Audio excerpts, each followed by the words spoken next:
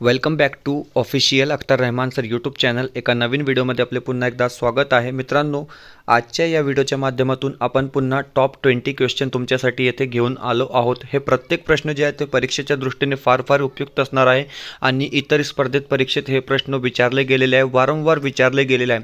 तुम्ही एक लक्षात ठेवा की 2013 ते 2021 जे सर्व प्रश्नपत्रिकेच्या आम्ही अनालायसिस केलेला आहे, त्या प्रश्नपत्रिकेवर SST इतिहास, भूगोल व नागरिकशास्त्र पेपर 1 व पेपर 2चे जे प्रश्न विचारले जातात, ती इतर स्पर्धा परीक्षेत जे प्रश्न वारंवार विचारले जातात तेच प्रश्न जे आहे ते TATच्या परीक्षेत विचारले जात आहे.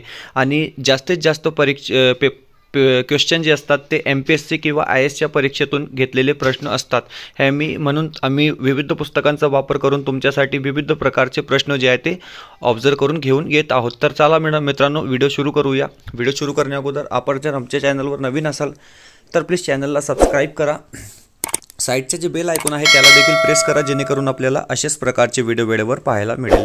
डिस्क्रिप्शनमध्ये आमच्या टेलिग्राम आणि व्हॉट्सअप ग्रुपची लिंकसुद्धा दिलेली आहे मित्रांनो. तिथे जाऊन आपण आमच्या टेलिग्राम आणि व्हॉट्सअप ग्रुपलासुद्धा जॉईन करू शकतात. तर व्हिडिओला नक्की लाईक करा. पाहूया प्रश्न क्रमांक 1. प्रश्न क्रमांक 1 येथे विचारलेला आहे मित्रांनो, राष्ट्रसंघाचे मुख्य कार्यालय डॅश डॅश येथे आहे. हे बघा, संयुक्त राष्ट्र नाही आहे, फक्त राष्ट्रसंघाचे मुख्य कार्यालय येथे आहे असा प्रश्न विचारलेला आहे. संयुक्त राष्ट्र हा प्रश्न वेगळा असतो, त्याचे मुख्य कार्यालय जे आहे ते न्यूयॉर्कमध्ये आहे. परंतु येथे वेगळा प्रश्न विचारलेला आहे की राष्ट्रसंघाचे मुख्य कार्यालय डॅश डॅश येथे आहे. 4 पर्याय मित्रांनो आपल्याला इथे दिलेले आहे: न्यूयॉर्क, लंडन, जिनेवा किंवा हेग. तर हे बघा मित्रांनो, राष्ट्रसंघाचे जे मुख्य कार्यालय आहे ते असणार आहे जिनेवा, म्हणजे पर्याय क्रमांक 3 जे असेल ते आपला इथे बरोबर उत्तर ठरणार आहे. पाहूया पुढचा प्रश्न. प्रश्न क्रमांक 2. हे बघा मित्रांनो, प्रश्न क्रमांक 2 अशा प्रकारे येथे विचारलेला आहे की 1954 साली डॅश डॅश यांनी पंचशील तत्त्वे मांडली. तर हे बघा, 1954 साली कोणी पंचशील तत्त्वे मांडली? 4 पर्याय आपल्याला इथे दिलेले आहे: डॉक्टर बाबासाहेब आंबेडकर, पंडित जवाहरलाल नेहरू, डॉक्टर राजेंद्र प्रसाद किंवा सरदार वल्लभभाई पटेल. तर हे बघा मित्रांनो, येथे 4 पर्याय आपल्याला इथे दिलेले आहे आणि आपल्याला येथे योग्य उत्तर द्यायचं आहे की 1954 साली पंडित जवाहरलाल नेहरू यांनी पंचशील तत्त्वे मांडली, म्हणजे आपला पर्याय क्रमांक 2 जे असेल ते आपला बरोबर उत्तर इथे असणार आहे. यानंतर पाहूया पुढचा प्रश्न. प्रश्न क्रमांक 3. प्रश्न क्रमांक 3 येथे विचारलेला आहे की हे बघा, प्रश्न क्रमांक 3 येथे विचारलेला आहे की कोणत्या उच्च न्यायालयाच्या कक्षेत अंदमान व निकोबार या केंद्रशासित प्रदेशाचा समावेश होतो? हे बघा मित्रांनो, अतिशय IMP हा क्वेश्चन आहे. तुम्ही लक्षपूर्वक पहा की कोणत्या उच्च न्यायालयाच्या कक्षेत अंदमान व निकोबार या केंद्रशासित प्रदेशाचा समावेश होतो? तर हे बघा मित्रांनो, 4 पर्याय दिलेले आहे: मुंबई, दिल्ली, कोलकाता किंवा नागपूर. तर याचे जे योग्य उत्तर असणार आहे ते असणार आहे ऑप्शन क्रमांक 3 म्हणजेच कोलकाता. कारण कोलकाता या उच्च न्यायालयाच्या कक्षेत अंदमान व निकोबार केंद्रशासित प्रदेशाचा समावेश केला जातो. पाहूया पुढचा प्रश्न. प्रश्न क्रमांक 4. आता प्रश्न क्रमांक 4 येथे विचारलेला आहे मित्रांनो की निमलष्करी दलात पुढीलपैकी कोणाचा समावेश होतो? हे बघा, निमलष्करी जे दल आहे त्या दलात कोणाचा समावेश होतो? 4 पर्याय आपल्याला इथे दिलेले आहे: सीमा सुरक्षा दल, भूदल, नौदल किंवा वायुदल. तर मित्रांनो हे बघा, याचे जे योग्य उत्तर असणार आहे ते असणार आहे पर्याय क्रमांक 1 म्हणजेच सीमा सुरक्षा दल. नंतर पाहूया पुढचा प्रश्न. प्रश्न क्रमांक 5. प्रश्न क्रमांक 5 यापूर्वीसुद्धा TATच्या परीक्षेत विचारला गेलेला हा प्रश्न आहे आणि इतर स्पर्धेत परीक्षेतसुद्धा हा प्रश्न वारंवार विचारला गेलेला प्रश्न आहे की आफ्रिकेला काळा खंड म्हणतात कारण काय? याचे कारण आहे. 4 प्रश्न पर्याय दिलेले आहे. तेथे कृष्णवर्णीय आहेत, तेथे काळी जमीन होती, तेथील बराच भाग अज्ञात होता किंवा तेथे काळे गोरे असा भेद केला जात असे. तर हे बघा मित्रांनो, याचे जे योग्य उत्तर असणार आहे ते असणार आहे पर्याय क्रमांक 3 म्हणजे तेथील बराच भाग अज्ञात होता, म्हणजे त्या लोकांना म्हणजे ते भाग अज्ञात होता. कोणता भाग? आफ्रिका हे भाग. ओके. यानंतर पाहूया पुढचा प्रश्न. प्रश्न क्रमांक 6 येथे दिलेला आहे: कायल म्हणजे काय? असे प्रकारचे प्रश्न TATच्या परीक्षेत जास्तीत जास्त प्रमाणात विचारले जातात. आता कायल म्हणजे काय? 4 पर्याय आपल्याला इथे दिलेले आहे: खाजन सरोवर, खाडी, रण किंवा बेटे. तर हे बघा, कायल हे जे असणार आहे ते असणार आहे खाजन सरोवर, म्हणजे पर्याय क्रमांक 1 जे असेल ते आपला इथे योग्य उत्तर असणार आहे. यानंतर पाहूया 7वा प्रश्न. प्रश्न क्रमांक 7 येथे दिलेला आहे की वातावरणातील नायट्रोजनाचे प्रमाण किती? हे बघा मित्रांनो, नायट्रोजन आणि ऑक्सिजन यांचे प्रमाण आपल्याला इथे बघायचे आहे. फक्त नायट्रोजनचे प्रमाण इथे विचारलेले आहे, सोबतच आपण ऑक्सिजनचे प्रमाणसुद्धा इथे पाहूया. 4 पर्याय दिलेले आहे, 21%, 1%, 70% किंवा 78%. तर हे बघा मित्रांनो, नायट्रोजन जे असते ते 78% असते, म्हणजे पर्याय क्रमांक 4 जे असेल ते आपला इथे योग्य उत्तर असणार आहे. सोबतच 21% जे असते ते ऑक्सिजन असते. यानंतर 1% जे आहे ते इतर असतात. ओके, अशा प्रकारे याचं उत्तर असणार आहे. यानंतर पाहूया पुढचा प्रश्न. प्रश्न क्रमांक 8. प्रश्न क्रमांक 8 येथे विचारलेला आहे की अरवली पर्वतातील सर्वात उंच शिखर कोणते? हा प्रश्नसुद्धा वारंवार इतर परीक्षेत किंवा TETच्या परीक्षेत विचारला जात आहे की अरवली पर्वतातील सर्वात उंच शिखर कोणते? 4 पर्याय दिलेले आहे, कांचनगंगा, ओनोमुडी, गुरु शिखर किंवा दोडा बेट्टा. तर हे बघा, अरवली पर्वतातील सर्वात जे उंच शिखर असणार आहे ते असणार आहे गुरु शिखर, म्हणजे पर्याय क्रमांक 3 जे आहे ते आपला इथे योग्य उत्तर असणार आहे. आता पाहूया पुढचा प्रश्न. प्रश्न क्रमांक 9. प्रश्न क्रमांक 9 येथे विचारलेला आहे की अंदमान समूहातील कोणत्या बेटावर भारतातील एकमेव जागृत ज्वालामुखी आहे? खूप IMP हा प्रश्न असणार आहे. तुम्ही याचा स्क्रीनशॉट काढून ठेवा, कारण एक वेळासुद्धा हा प्रश्न विचारला गेलेला नाही. यावेळी याचे खूप जादा चान्सेस आहेत. तर हे बघा मित्रांनो, अंदमान समूहातील कोणत्या बेटावर भारतातील एकमेव ज्वालामुखी आहे? तर हे जे एकमेव ज्वालामुखी आहे ते सॅडल, बॅरन, कॉयल किंवा लॅडफॉल. तर याचे योग्य उत्तर असणार आहे ऑप्शन क्रमांक 2 बॅरन. यानंतर पाहूया पुढचा प्रश्न. प्रश्न क्रमांक 10. प्रश्न क्रमांक 10 येथे विचारलेला आहे की पूर्व हिमालयातील सर्वात उंच शिखर कोणते? हे बघा, येथे प्रश्न बदललेला आहे आणि विचारलेला आहे की पूर्व हिमालयातील सर्वात उंच शिखर कोणते? अरवली पर्वत येथे नाही आहे, येथे आहे पूर्व हिमालय. ओके, 4 पर्याय दिलेले आहे, कांचनगंगा, आनेमुडी, गुरु शिखर किंवा दोडा बेट्टा. पर्याय सेम आहे, परंतु फक्त प्रश्न बदललेला आहे आणि याचे जे योग्य उत्तर असणार आहे ते असणार आहे कांचनगंगा. कांचनगंगा हे पूर्व हिमालयातील सर्वात उंच शिखर आहे. नंतर पाहूया पुढचा प्रश्न.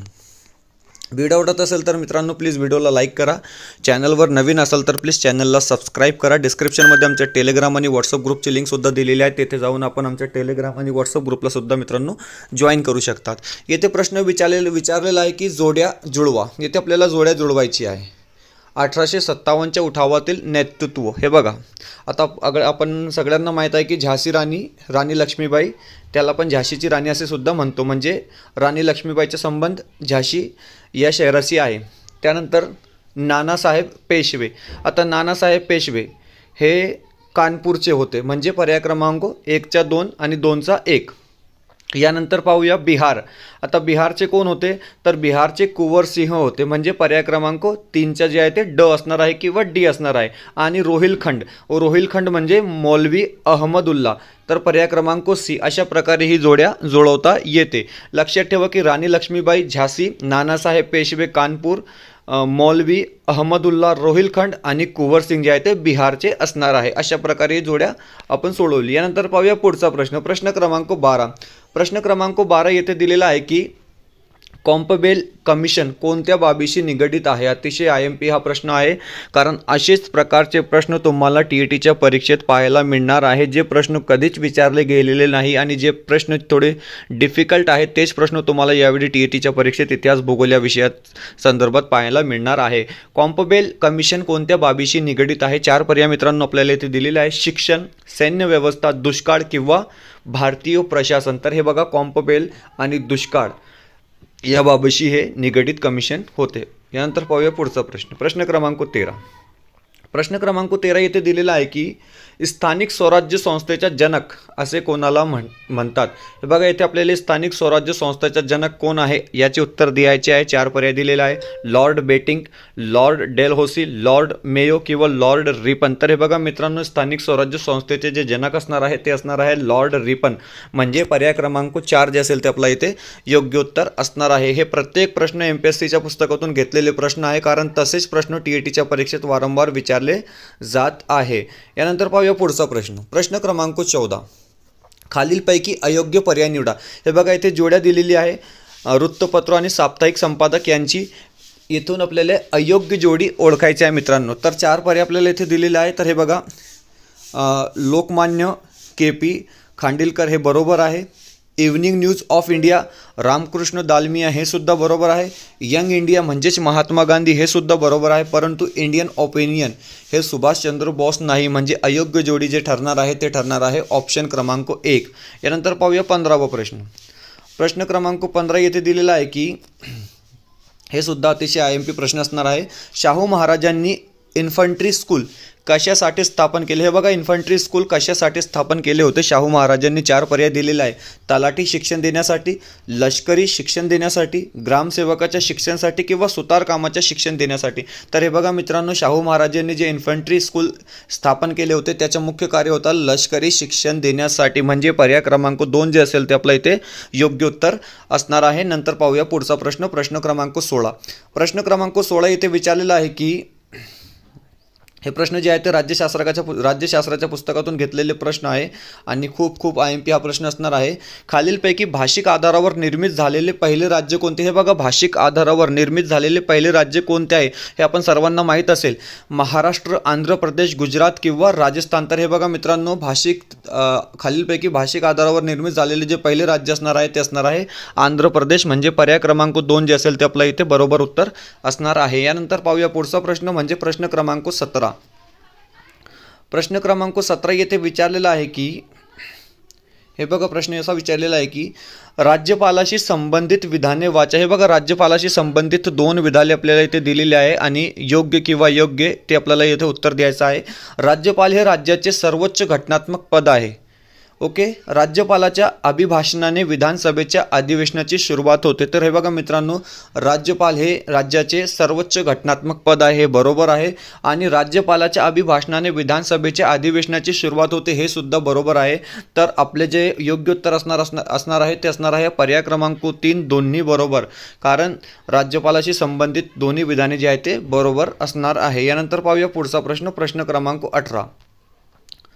प्रश्न क्रमांक 18 येथे विचारलेला आहे की कोणत्या राज्यात राज्य विधिमंडळाचे डॅश डॅश वरिष्ठ सभागृह नाही? हे बघा मित्रांनो, कोणत्या राज्यात राज्य विधिमंडळाचे डॅश डॅश वरिष्ठ सभागृह नाही? हे बघा, महाराष्ट्रामध्ये आहे, कर्नाटकात सुद्धा आहे आणि बिहारमध्ये सुद्धा आहे, परंतु आसाममध्ये विधिमंडळाचे वरिष्ठ सभागृह नाही, म्हणजे पर्याय क्रमांक 1 जे असेल ते आपल्या इथे बरोबर उत्तर असणार आहे. यानंतर पाहूया 19वा प्रश्न, प्रश्न क्रमांक 19. प्रश्न क्रमांक 19 येथे विचारलेला आहे की दिल्लीच्या सुलतानपदी बसणारी खालीलपैकी पहिली व एकमेव स्त्री कोणती? हे बघा, दिल्लीच्या सुलतानपदी बसणारी एकमेव स्त्री कोणती? पहिली व एकमेव स्त्री कोणती? 4 पर्याय दिलेले आहेत. चांद बीबी, रझिया, नूरजहान किंवा मुमताज महल. तर हे बघा मित्रांनो, याचे जे योग्य उत्तर असणार आहे, जे दिल्लीच्या पदात सुलतानपदी बसणारी एकमेव स्त्री असणार आहे रझिया, म्हणजे पर्याय क्रमांक 2 जे असेल ते आपल्या इथे योग्य उत्तर असणार आहे. यानंतर पाहूया शेवटचा प्रश्न, अतिशय इम्पॉर्टंट हा प्रश्न असणार आहे. मेगस्थनीस हा कोणाचा राजदूत होता?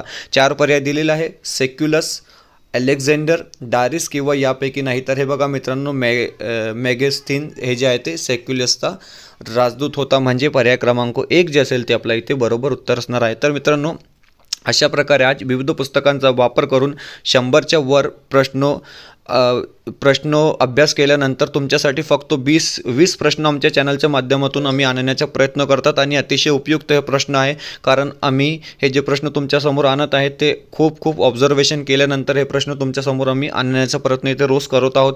MPSCच्या किंवा इतर पुस्तकाचा वापर करून आम्ही हे प्रश्न तुमच्यासोबत आणत आहोत. असेच प्रकारचे प्रश्न तुम्हाला TETच्या परीक्षेत पेपर 1 असो किंवा पेपर 2 असो मध्ये विचारले जाणार आहे. भेटूया मित्रांनो पुढच्या व्हिडिओमध्ये काही नवीन प्रश्नांसोबत.